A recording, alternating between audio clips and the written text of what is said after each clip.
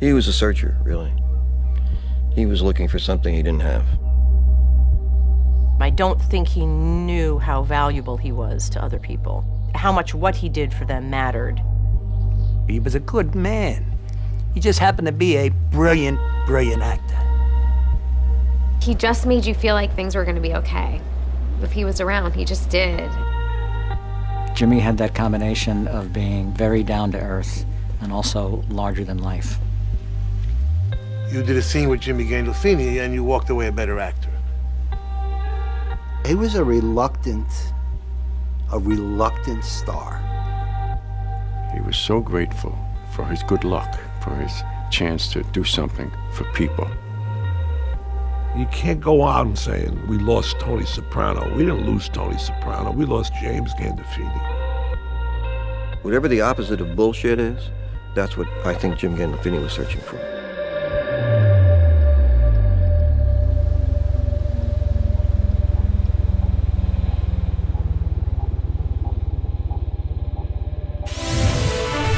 All right, well, we have our breaking news now. If we can confirm the death of James Gandolfini, the actor best known, of course, for his role in The Sopranos as Tony Soprano. HBO is confirming that he died while on vacation in Rome.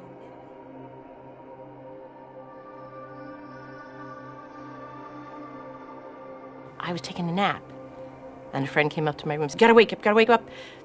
Jim Gandolfini died. And I wasn't entirely sure I was awake. I didn't know what had happened. Couldn't make sense of it. I couldn't believe it. I refused to believe it. Yeah, who told you this? It didn't make sense to me. I somehow was under the mistaken impression that this guy was indestructible. You know, then I just sat on that chair for days, you know. Yeah, that was bad. A lot of phone calls trying to hopefully find out it was a rumor.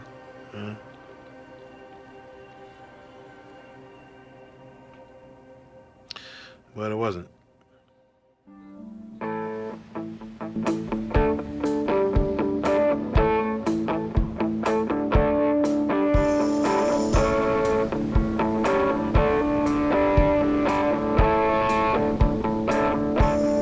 Well, you know your time has come, and you're sorry for what you've done. You should have never been playing with a gun in those complicated shadows.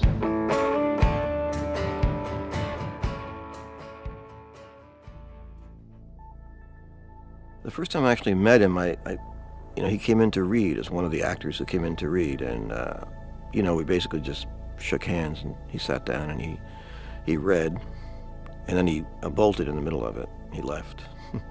He said, I'm not doing this right. This is not good. After he finally read the whole thing all the way through, it was pretty clear that he was the guy. Mr. Soprano? Yeah. It had been cast already, and they said it was this guy, Jim Gandolfini. You getting that? I'm gonna get a thought. I guess I first met him at the first read-through. We became a family from that day, from the first read-through, and then we went from there. We shot the pilot in August of 1997. It was great, and everybody had a nice time and felt that they were working on something really good. But in this business, a lot of times when you feel like you're working on something really good, that's usually what means that nobody's ever going to see it. I did not think it would be a big thing, not in the least. Oddly, I had much more confidence than David or anybody else did, including Jim. I think they were fairly pessimistic about the show. I did the screening, and my friends came, and I've done this before with people, and I could see that people really were responding to it. They were laughing a lot more than I thought they would, and I began to think then we had something, but I never thought it would succeed with, in the way that it did. I never had that dream, that notion, that inkling, anything. You gave a fucking cousin Cartier dinner rings, and you give me a vibrating chair? He was exciting to work with.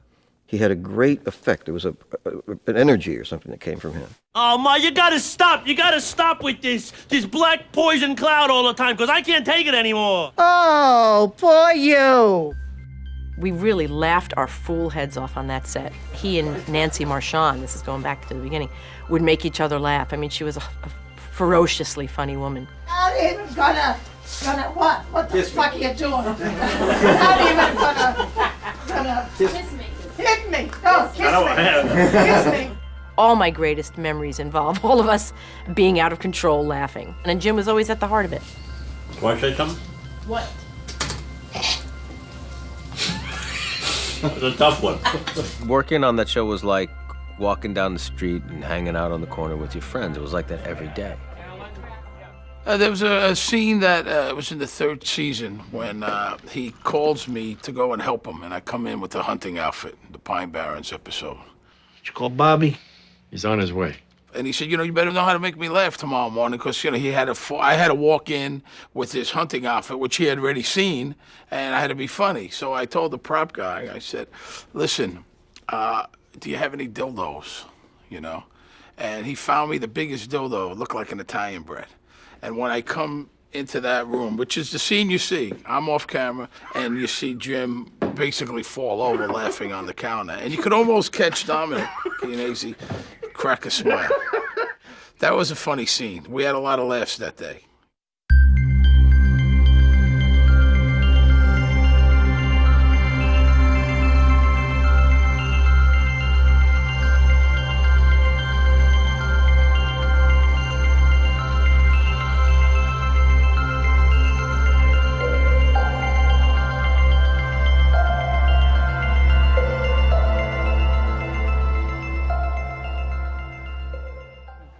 Bust my balls. They bust my balls. I remember telling a bunch of reporters one time, this guy holds up the show.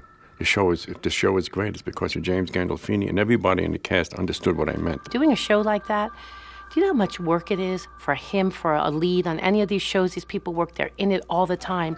And I never saw anyone work so hard at each scene, analyzing it, working on it. Freshman tremendous, the trouble is kind of something that's trying to be difficult. Out of the hard work came something transcendent. Doesn't look like hard work. It looks like magic.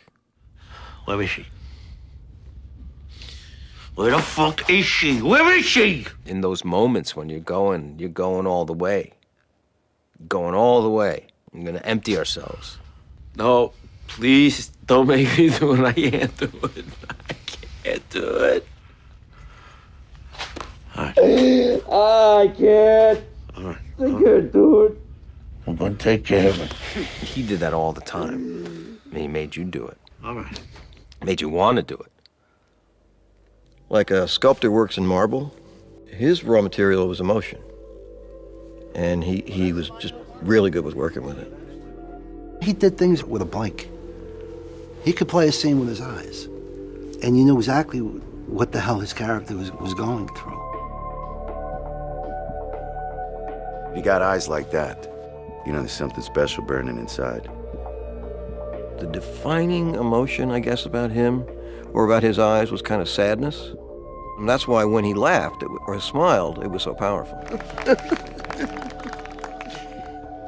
I don't think anybody else could have played Tony Soprano and made him that character. I mean, it's so much of who Jim was Tony. Tony Soprano had all the best qualities of Jimmy, and it's why we loved him so much. By the time I was there, I think there was a frustration about what kind of person Jim was and what kind of person Tony was. That's a lot of pressure.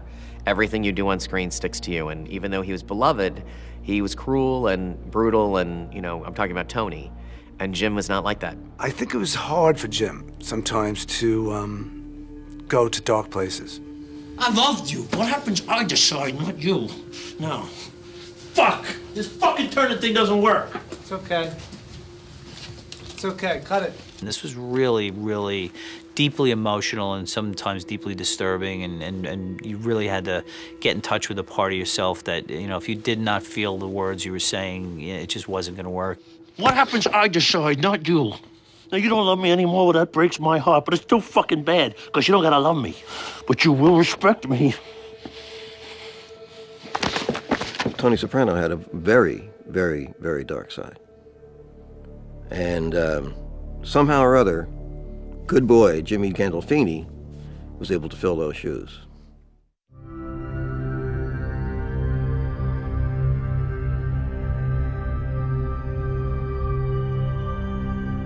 I had so much respect for the way he worked. Are you sure my hand was down here? Was it up here? The freedom that he had as an actor was a constant source of inspiration for me, and something I still aim for. Here. Okay, sorry. Let's do it one more time. And wherever my hand falls, that's life. Jimmy and Edie made everybody better. Both of them were extraordinary. And totally two different styles of working. Jimmy would argue about everything, and I don't know, this doesn't work, and why is he saying that? I don't want to. Edie came in, had it all memorized. Never any discussion, just did it. And yet look at how well matched they seem. Sometimes you get to work 2 hours early, or you have to sit around for 2 hours. And I'm not going to sit in my camper by myself. I'm going to go watch Jim and Edie film a scene. And I felt like I was in the greatest acting class of all time. They came to work and they did their job, and they had this thing called chemistry. The last year, I have been dreaming and fantasizing and in love with Furio. Every morning when he'd come to pick you up, I would look forward to it all night long in bed next to you. It's a very strange alchemy that goes on when you work with somebody that closely for that long. There was one scene that took place on chairs by a pool, I guess in our backyard. And it wasn't about anything. The scene, it was a nothing scene. And David didn't want us to look at each other. So we were just looking straight ahead and talking about nothing. I remember ending that day of shooting and thinking, it will never be this good again. With an actor, with this writing, with a storyline, with a marriage, with a relationship. It's funny, I hadn't thought about it till this second.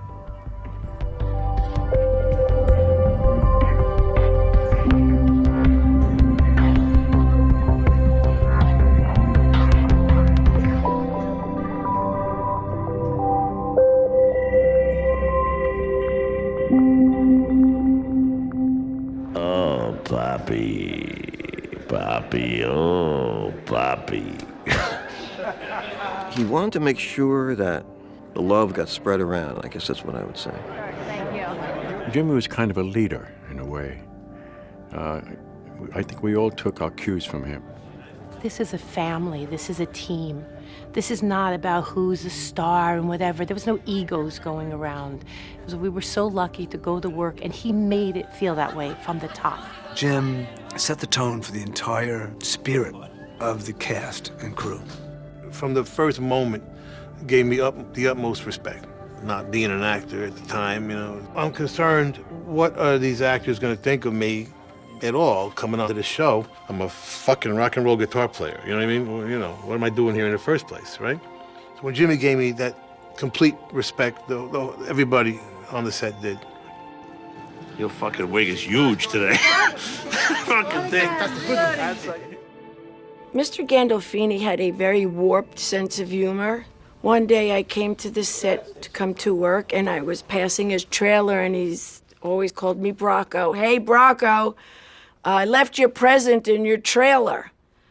And I was like, oh, thank you. How nice. How lovely of you. Wow. Thanks, Jimmy.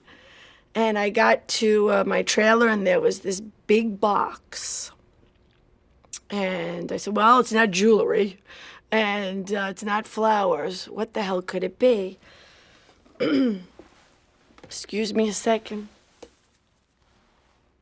He gave me this lovely cock.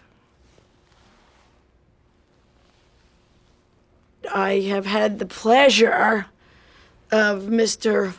Cock-a-doodle-doo for many, many years, and it is probably the most horrible, ugliest thing I've ever received in my whole life. And the Emmy goes to James Gandolfini from The Sopranos. To the crew of The Sopranos and the cast and the writers, but the crew who worked so hard and put up with so much. To my son, Michael, I promised I would do this.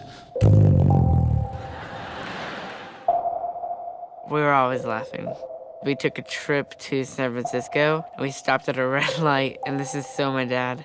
he gets out of the car and starts dancing right on the street. I was laughing so hard, and he ran back in the car and we went during the green light. James, can I get a shot, please? All right, you can go. Jim was really great at laughing at the absurdity of life, especially when the show really became so popular and he became so popular. And he had a way of just kind of diffusing the importance of that and just looking at the absurdity of it. Can we do a short interview with you with Cynthia for HBO? I know. You know what? I feel like Jesus just sat down on the mountain with me. Thank you. Oh, really? 'Cause I Well, know- I'll disappoint you quickly, don't worry. There was something about Jimmy that was extremely humble. I think the fame and the publicity was not that important. We'd be in the bathroom, and he'd be like at the urinal, and people were coming up to him at the urinal, wanting to shake his hand. Honestly. One time, Jim was really freaked out. We were in West Virginia, and some guy took off his shirt, and he had a tattoo of Jim's face on his back. He had a tattoo of Jim and a tattoo of Scarface, Al Pacino, and that really freaks me out, man. The guy's got my face on his back. I think he may have secretly enjoyed getting good reservations at restaurants or something and being able to help people. Because I know he did that a lot. You know, if somebody was sick, he was able to get them the best doctors. You know, he'd just do things, and that's the way it was. If he thought that he could be helpful, then he just did it. That meant he was accepting his success, you know? And that's really the best part of accepting one's success, because now you get a chance to use it. And it does have its uses.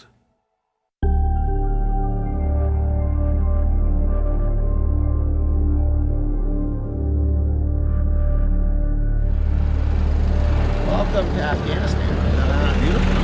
Oh, yeah.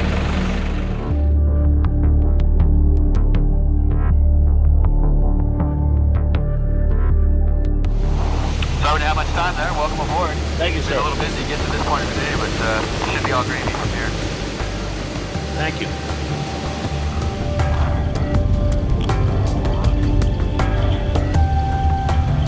We both came from the same generation in which the men in our families fought in World War II, and we were always very proud of that service. And Jim wanted to do whatever he could. What happened? The cable machine, I was doing like crunches with the weight, and it broke. In the gym, you got injured. Sorry, I smacked in the back of the I head. figured. You look kind of silly, you know that? Yeah, I know, sir. Sopranos are awesome. Thank you. How you doing, man? How are you? He could go over there and just talk to the soldiers, and in talking to them and talking to them like a friend, they felt important. They felt wanted. They felt respected. Can't get away from paparazzi anywhere, can you? Your paparazzi kind of like. One day I get a call, he says, what do you think about Iraq? 3 weeks later, we were saying hello to the troops. Tony Sirico and what's your name? Jim Gandolfini. Jim Gandolfini. We came all the way here to tell you that we love you.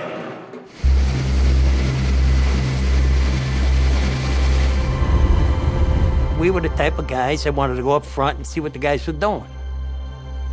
We went up to Mosul and we seen it all. This is a scene that we were on top of a police department roof that had just been taken over by our guys, and the mortars started to hit down the block. Boom, boom. And I looked at Jimmy, he looked at me, and we looked at these young kids. These were young soldiers on the roof. And all they did was look over the roof.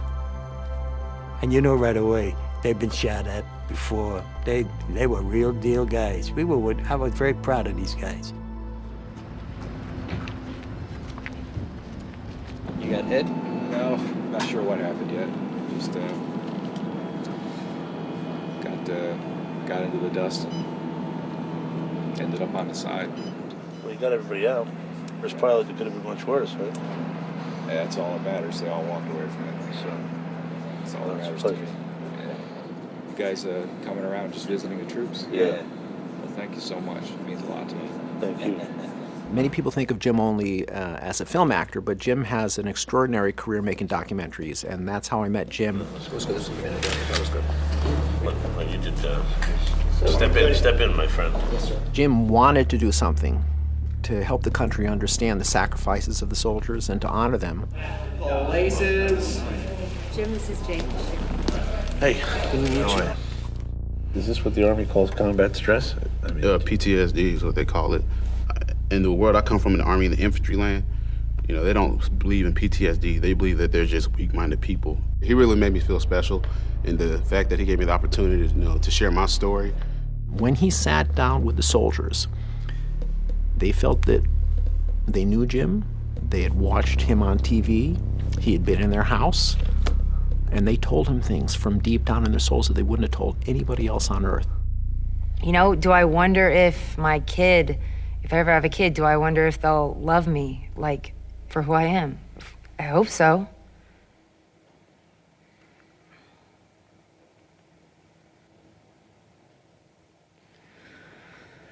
What were you just thinking about? The reality of, you know, will I be able to raise a kid? I won't be able to pick up my son or daughter with 2 arms. I won't. He's an intense listener, and so it was very easy for me to feel comfortable and to open up. It wasn't about him. It was about telling our stories, and it was about the American public, you know, getting to know us as people and seeing our challenges. I'm shredded, I'm torn up. I'll be single the rest of my life. Who the hell could love me like this? I mean, who could love me like this? He actually stopped the interview a couple times because he started crying. You know, I was like, is this genuine? I mean, is he for real? Because it's, at the end of the day, it's James Gandolfini. I mean, the dude could act. You know, little did I know it was all pure. And just love. Oh, man, I gotta get a hug? Look at this. Thank you. No problem. Thank you very much.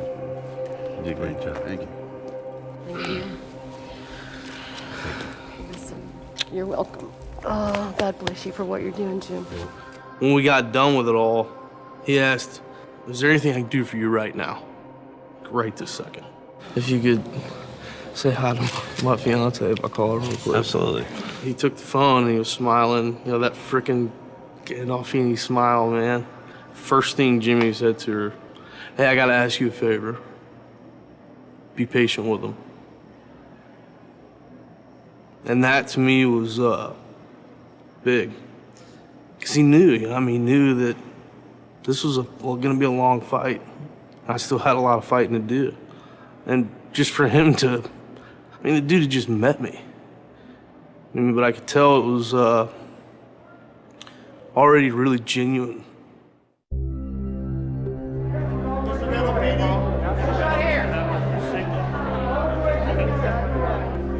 We all take something away from our time with Jim. You don't say that about everybody you meet. One of the things that Jim did was he signed everybody's poster. And I remember when he was signing mine, he said, I'm gonna write something on here and you read it when you need it. And they boxed the posters up, they shipped them to all of us. And I haven't taken mine out of the box yet. And I'm waiting because I know one day I'll need it and Jim will still be there for me.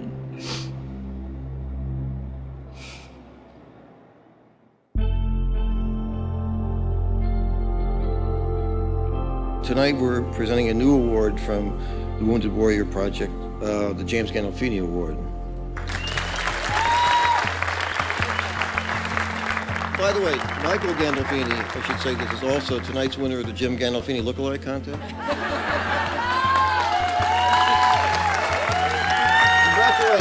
Congratulations on that, but keep the head.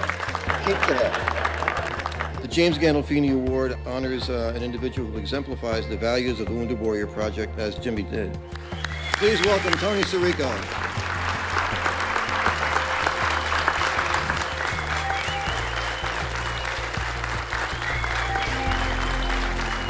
We play tough guys in the movies, but these are the real tough guys.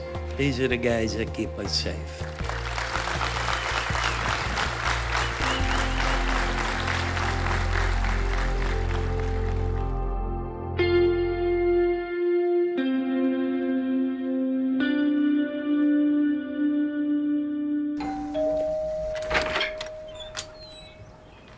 Pat Loud, the Pat Loud. I'm Craig Gilbert from New York. I'm a big fan. He was a masterful actor who had a tremendous amount of vulnerability available at any moment.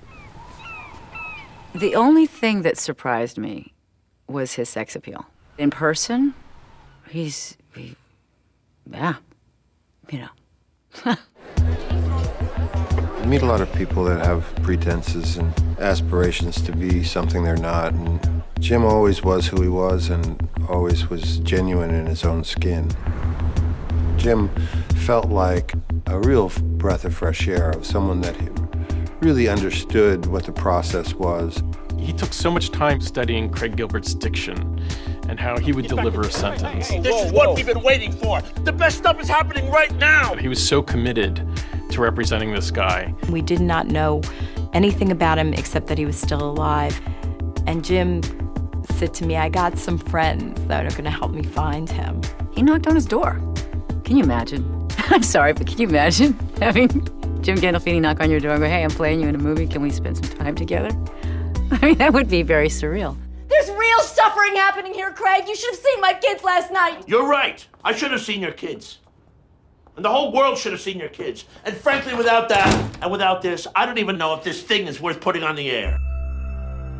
Well, he's one of the most memorable people I've met and worked with. His real gift, to me, selfishly, was his heart in terms of how much it felt and how sensitive he really was. Nice, thank you. Do you like fake boobs? No. No, I like real boobs. Yeah, I got real boobs. That's working out for us then. What I loved about working with him on those scenes was that he was very dedicated to the authenticity of it. It's like tuning an instrument. And that's how I think we both approached these scenes together. If it sounded just right, if he wanted to try something different, it was these slight adjustments that really were profound. I can give you a massage sometime if you want. I think I might like that. But I would definitely hit on you. Well, that might be okay. We had a shared understanding of what these moments were, these sort of little real moments. And it was a delightful experience.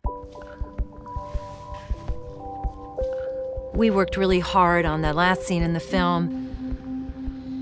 When we got it, we both knew we got it. And we walked off of the set, and we both fell into each other's arms and hugged, and we both were weepy. And in fact, it's that very take.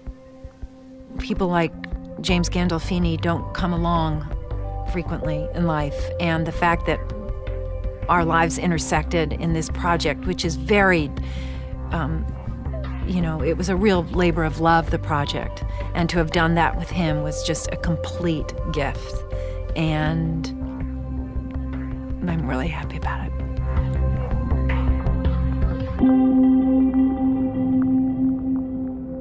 All fathers and sons should have this conversation. You're almost 21!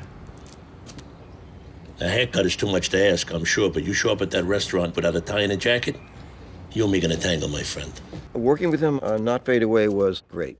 A lot of the stuff that had washed up on the beach of The Sopranos, all that fame and all that attention, that was all gone.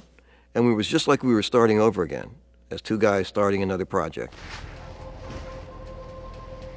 What I really liked about it is that between takes, he and I were talking.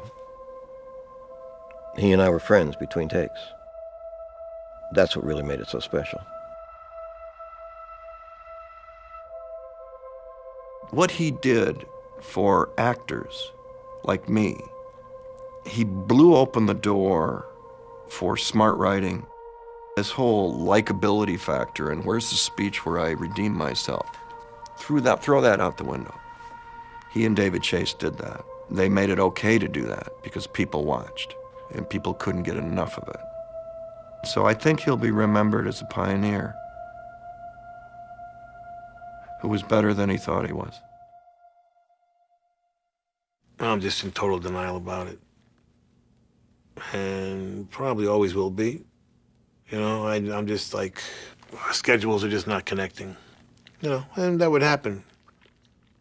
We go months, many months, sometimes just missing each other, you know? And that's how I'm treating it in my mind, you know? We're just missing each other, you know? And eventually we'll catch up.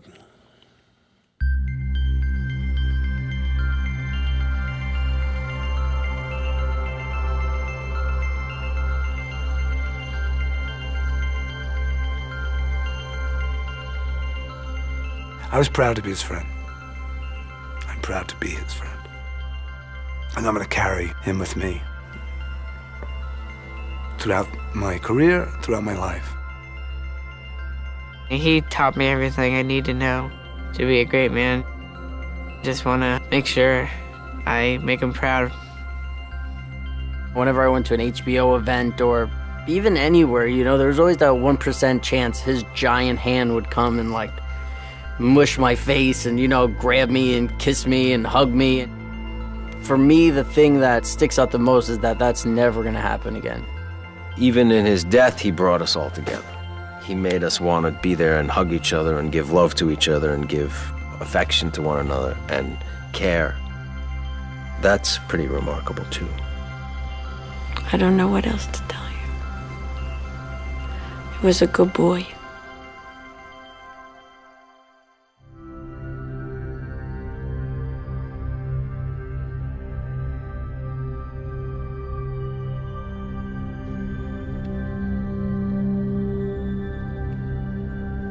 That was probably one of the most surreal days of my entire life because most of the people I hadn't seen since the show had wrapped, our whole crew, our whole cast, it was like a scene we shot.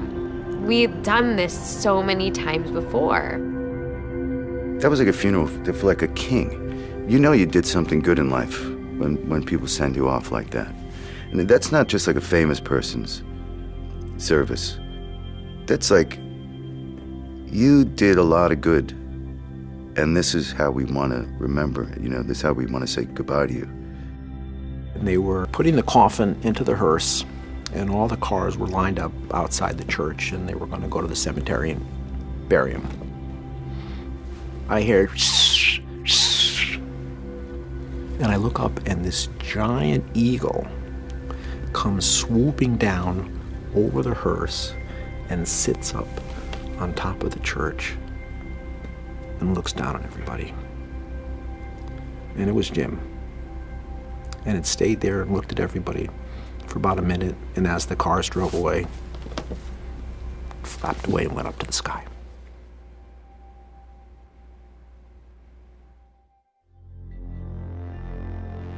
You can travel down the road, check on every vine. You can travel down the road, you can travel down the line. But there are few like Jimmy. He was homemade wine.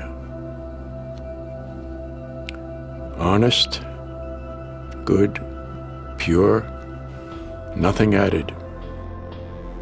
Wants you to have a good time. Sharing with friends like family. He was homemade wine. You need $1, you got Jim. Loyalty and truthfulness. That was him. Believing in something good out there. Never got in the way. He was always fair. A good brother, a good son, good father. He always tried his best, and all the rest. He was homemade wine.